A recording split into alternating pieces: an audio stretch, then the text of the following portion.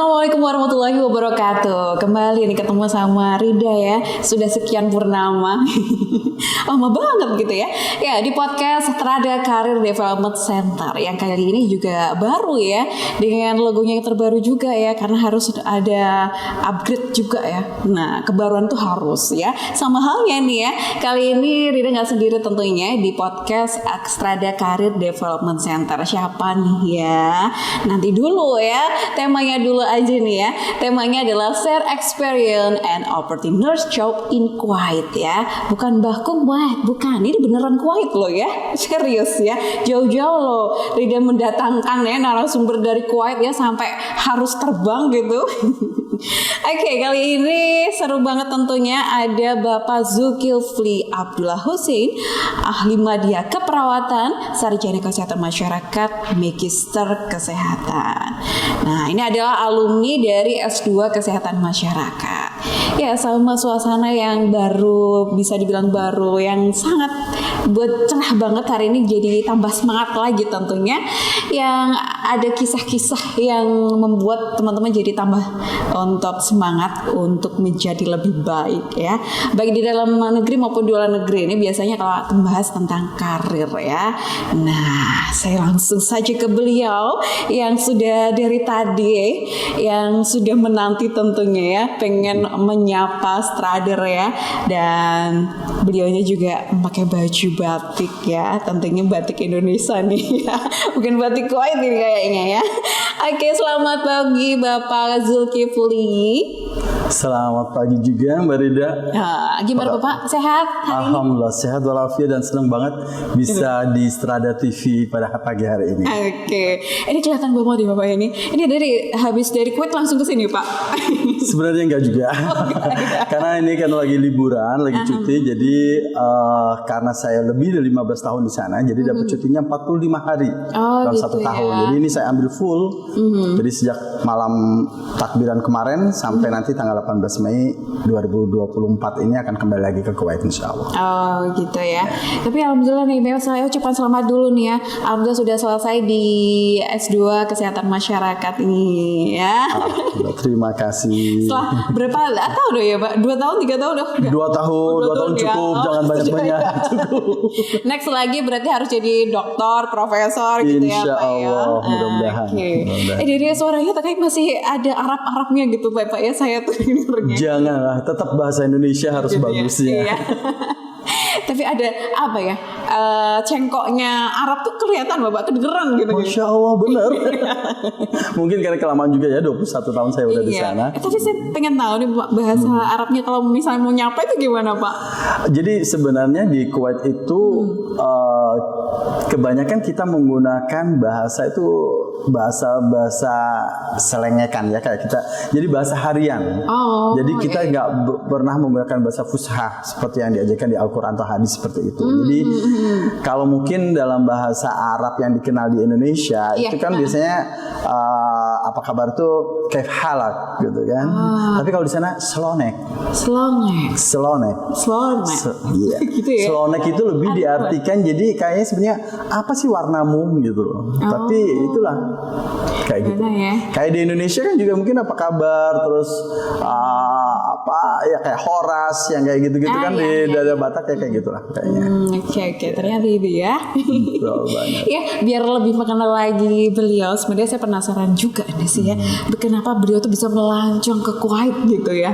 Nah, boleh diceritakan sedikit Pak Zulkifli, mungkin dari awalnya kok bisa melancong ke Kuwait ya, perjuangannya seperti apa gitu ya. Oke, silakan Pak Zulkifli. Oke, saya lulus tahun 94 dari Akademi Keperawatan Rumah Sakit Islam Surabaya. Tapi sebenarnya memang dari dulu, dari sejak SMA ketika mama saya berangkat haji, beliau itu menginspirasi saya. Seolah-olah di Mekah itu siang itu nggak kelihatan, siang terang, dan malam itu nggak kelihatan kayak malam gelap gitu. Jadi benar-benar terang gitu. Jadi saya ngebayangin di luar negeri itu ternyata nggak ada malam, jadi semuanya siang, jadi seolah-olah terang memang beneran gitu. Iya. Jadi dari situlah sebenarnya saya terinspirasi bahwa saya nanti suatu saat saya harus keluar negeri. Kalau perlu saya akan bekerja di luar negeri. Jadi sejak akper itu saya udah cita-cita pengennya keluar negeri. Dan alhamdulillah memang setelah lulus itu saya 3 tahun kerja di Rumah Sakit Islam Surabaya. Kemudian ketika orang mama sakit, nah saya ada kesempatan waktu itu ke Taiwan. Nah sempat di Taiwan, tapi ternyata mungkin rezekinya nggak cocok di sana ya, karena kita nggak tahu haram halalnya makanan. Kemudian waktu itu jauh dari masjid, sehingga untuk sholat Jumat itu pun susah gitu di Taiwan. Nah sehingga saya waktu itu berdoa, ya Allah kalau memang rezeki saya di sini, saya bikin kerasan, saya bisa beribadah kepada kamu. Kita ngapain jauh-jauh ke luar negeri kalau kita nggak bisa beribadah? Gitu. Jadi alhamdulillah akhirnya dengan doa itu saya bisa pulang ke Indonesia. Jadi nggak menyelesaikan kontrak dan saya nggak bayar apapun.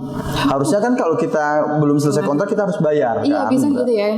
Tapi alhamdulillah waktu itu saya nggak, karena memang masalah yang timbul dari mereka. Jadi seolah-olah waktu itu kita, siapa yang mau pulang ke Indonesia? Saya bilang saya yang mau pulang ke Indonesia juga.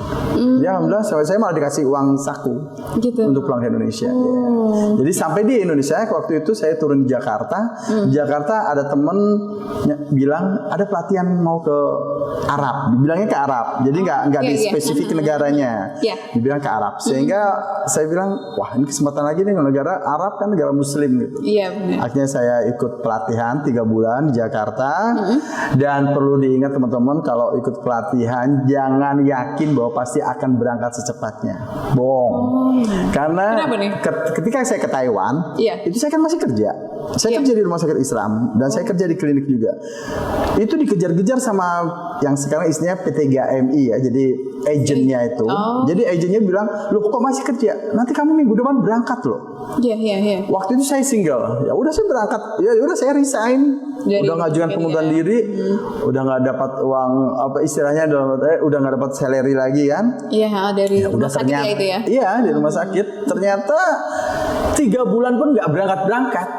Itu posisi masih di Surabaya. Asrama ya? Enggak, udah di rumah. Sudah di rumah. Udah di rumah, enggak di asrama gitu. Di rumah.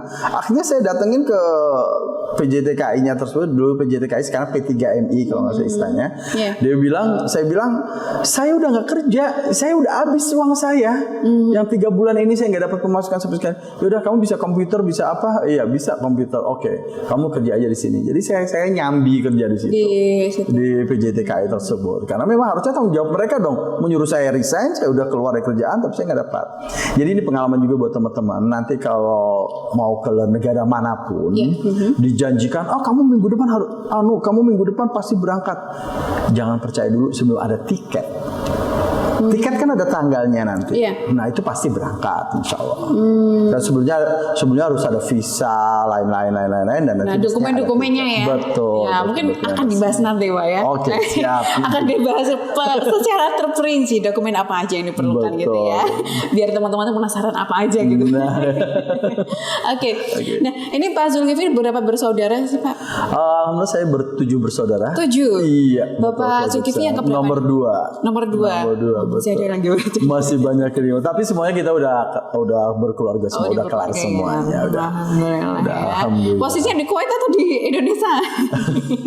Kalau keluarga besar ya, ada di Indonesia semuanya. Di Indonesia. Tempatnya di daerah mana nih? Mencar. Jadi kebetulan kalau saya pribadi sama istri dan anak-anak itu di Surabaya. Di Surabaya. Kami tinggal di Surabaya. Anak pertama udah lulus UI. Dan sekarang bekerja di Jakarta. Yang kedua sekarang masih di Universitas Brawijaya. Yang ketiga akan masuk SMA. Dan yang keempat cewek satu-satunya di keluarga kami masih SD. SD kelas 2 sekarang. Alhamdulillah. Jadi 1 istri 4 anak. Mungkin tambah lagi. Tergantung istri. Gitu ya. Kata orang Jawa kan banyak anak banyak rezeki kan gitu. Amin. Insya Allah lebih dari 2 udah banyak. Itu udah banyak ya. Banyak banget ya. Dari A sampai Z itu kerasa nih. Udah kerasa. Ya itu ya. Itu namanya juga rezeki Mbak ya. Oke. Nah dari keluarga ya kan jauh banget sih Pak ya itu. Itu untuk komunikasinya itu gimana Pak? Zaman sekarang udah gampang kan, di mana-mana bisa WhatsApp, video call, dan it's free, it's murah lah gitu ya. Murah juga kan, jadi bisa lah itu semuanya. Jadi nggak ada masalah ya. Kalau zaman dulu mungkin kesulitan sekali ya untuk. Ketika saya di Taiwan dulu itu masih surat-suratan. Surat-suratan. Jadi saya ngirim surat dari Taiwan tuh, saya datang suratnya belum datang. Saya 1 bulan di sana, surat itu mungkin 2 bulan, 3 bulan baru nyampe. Gitu ya. Sedangkan ketika di Kuwait itu tahun-tahun pertama, saya 2003 masuk Kuwait itu email-emailan. Email itu lancar kan, email. Terus ketika setelah 2-3 tahun itu baru muncul yang video call kayak gitu. Ya. Itu lebih mudah lagi ya. Betul. Jadi intinya kalau komunikasi walaupun di luar negeri itu aman untuk komunikasi ya. Kadang-kadang mau berangkat ke Kuwait misalnya atau ke negara lain itu mesti pikir-pikir nanti gimana sih komunikasi dengan keluarga. Kadang-kadang masih bingung itu kan. Tidak ada masalah. Zaman sekarang udah tidak ada masalah sekali. Aman. Iya. Nanti biar tambah yakin sih ya standar kalau ingin ke luar negeri gitu ya. Jadi mantepin deh, nggak ada masalah apapun. Yang penting adalah apa? Niat ya. Niatnya, niat dan doa itu harus itu. Oke, tadi sudah kenal-kenal dikit lah tentang keluarga dari Pak Zulkifli. Tapi saya pengen tahu sih ya, kenapa sih harus ke luar negeri itu Pak? Kenapa gitu? Ada apakah di sana gitu ya? Yang pasti sebenarnya kalau saya pribadi sih dulu itu memang niat ya, satu niat gitu. Kemudian yang kedua memang doa. Jadi doa itu iya kita istikharah lah. Istikharah ternyata memang kayaknya lebih bagus ya ke luar negeri gitu. Kalau zaman sekarang, zaman saat ini, kalau saya udah 20 tahun yang lalu, kan udah 21 tahun. Kalau yang saat ini saya kira sekarang kan banyak sekali lulusan keperawatan. Iya benar. Dan mereka rata-rata bahkan banyak yang tidak bekerja di dunia kesehatan. Dalam artian saya punya keponakan juga, salah satunya dia lulusan keperawatan juga, dia nggak kerja di bidang kesehatan, dia malah kerja di tempat lain gitu. Tapi nggak ada masalah sebenarnya gitu. Nah, hanya dia kerja di Indonesia. Nah, saya sarankan teman-teman itu jangan terpaku bahwa rezeki Anda itu hanya di Indonesia gitu. Ya, benar banget. Allah itu menciptakan bumi yang sangat luas. Bumi itu all the world itu ada, dan itu di sana rezeki Anda bisa ada di sana juga. Jadi jangan terpaku, aku hanya ada di Indonesia, aku harus kerja di Indonesia. Enggak. Bukalah wawasan Anda bahwa rezeki Allah itu mungkin ada di negara-negara Arab, salah satunya Kuwait, atau mungkin di Eropa, di Amerika, di Australia, atau mungkin negara tetangga Malaysia, Singapura. Itu nggak apa-apa. Tapi yang pasti pede, percaya diri, dan doa yang pasti dari keluarga. Kalau yang udah menikah dari suami atau istri, kalau yang belum masih single dari orang tua. Nah, kenapanya? Yang pasti kalau di luar negeri cari salary yang lebih tinggi dari Indonesia. Jangan dong kita udah jauh-jauh ke luar negeri, udah jauh-jauh dari keluarga, tiba-tiba salary-nya sama dengan Indonesia. Ya percuma dong gitu.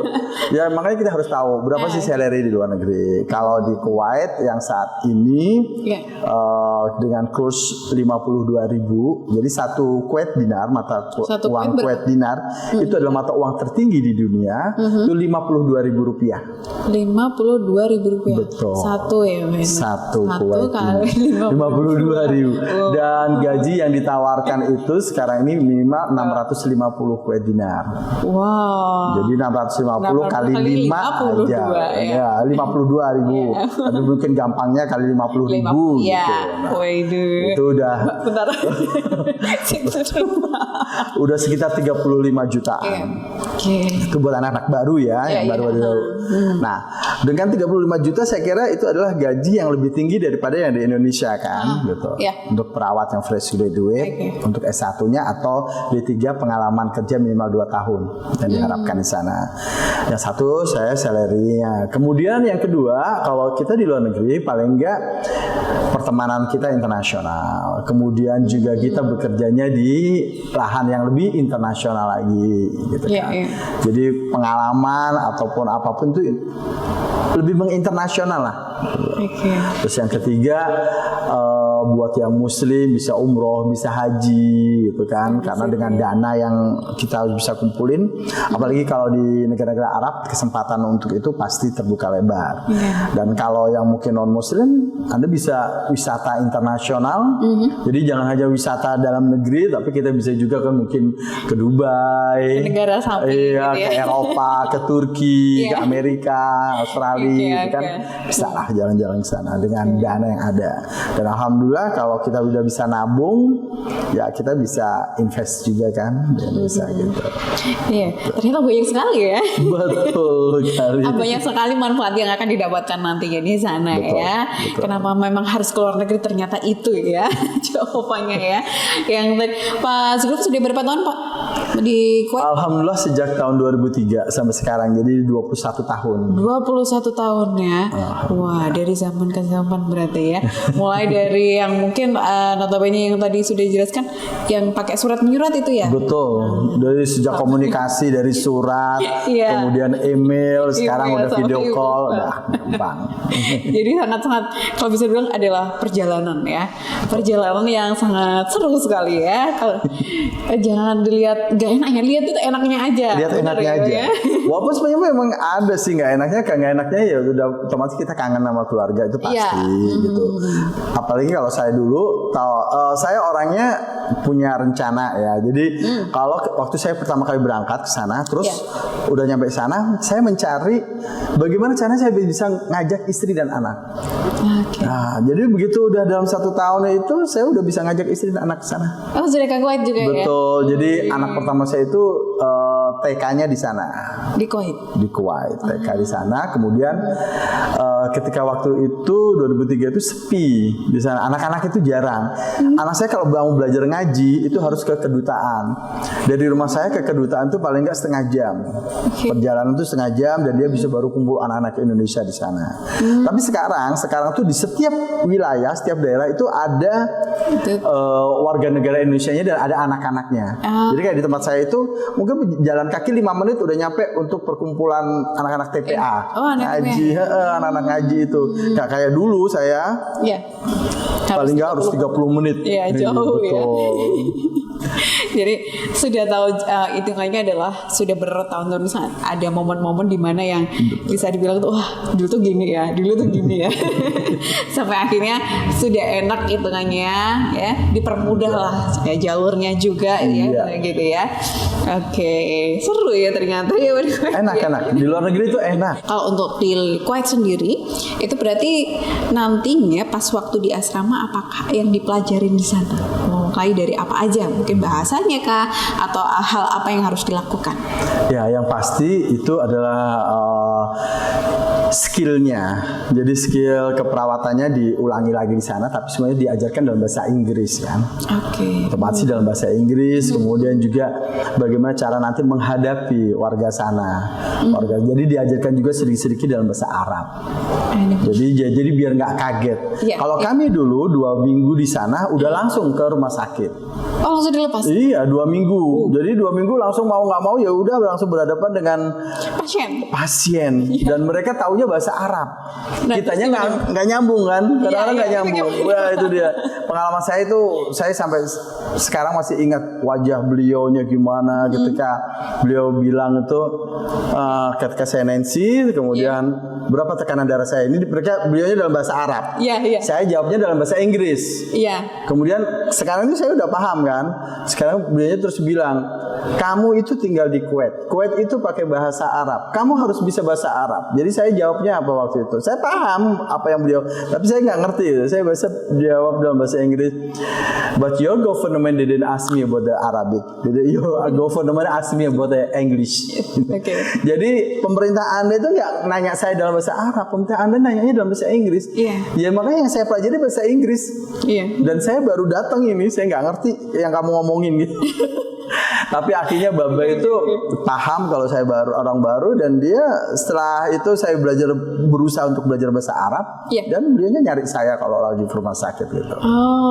Orang Arab itu tipikalnya kalau baik banget, seperti ya kalau kita bilang ini keturunan Nabi Muhammad nih kalau yang baik. Tapi kalau yang jahat, waduh ini keturunan Abu Jahal ini. Abu Jahal, Abu Lahab ini. keturunan Firaun kan. Jahat-jahatnya gitu. Balik lagi ya. Tapi saya paling ya itu kalau ditanya intinya kalau nggak apa yang diucapkan sama dijawab takutnya nggak sama, itu yang jadi masalah. Lama-lama kita akan paham. Apalagi kita orang Indonesia, mereka teman-teman Filipina, India itu malah nggak ngerti sama sekali kan, zero kan istilahnya bahasa Arab. Mereka lama-lama bisa. Dan alhamdulillah insya Allah nanti kalau kita di sana, orang Indonesia paling cepat untuk menguasai. Belajar itu ya. Betul. Karena kan kita paling nggak Al-Quran dan itu kan udah. Kecuali teman-teman Kristiani, tapi nggak ada masalah dengan teman-teman non-Muslim, silahkan aja. Karena orang India, Filipina pun mereka nggak ada masalah. Gitu. Berarti yang penting adalah skill yang didapatkan di situ ya, skillnya bagaimana gitu ya. Nah, untuk ada tesnya nggak Pak? Untuk tes skill harus apa aja? Tes yang diteskan itu apa aja gitu? Jadi kalau pengalaman saya yang penting itu adalah yang pasti introduce yourself. Atau kan kita perkenalan. Terus yang kedua itu nanti dia akan menanyakan kamu pengalamanmu apa. Jadi kalau pengalaman kita misalnya di medical surgical ward ya di ruangan penyakit dalam, ruangan bedah gitu, ya udah. Atau kalau ruangan penyakit dalam dan ruangan bedah sebenarnya saya sih nggak masalah, silahkan. Cuman pengalaman kalau di Kuwait ini adalah ruangan yang paling capek tapi gajinya paling rendah. Gitu. Tapi kalau teman-teman semuanya punya pengalaman di ortopedik, bagian tulang atau hemodialisis, cuci darah atau emergency room, kamar operasi, ICU, CCU gitu, itu pasti allowance-nya lebih tinggi. Dan itu Anda sudah pengalaman dan pasti akan lebih mudah. Dan gajinya lebih tinggi. Lebih tinggi ya. Iya. Jadi saya sih nanti pertanyaan dari user itu pasti mengarah ke pengalaman. Jadi kalau saya waktu itu pengalaman saya di emergency room.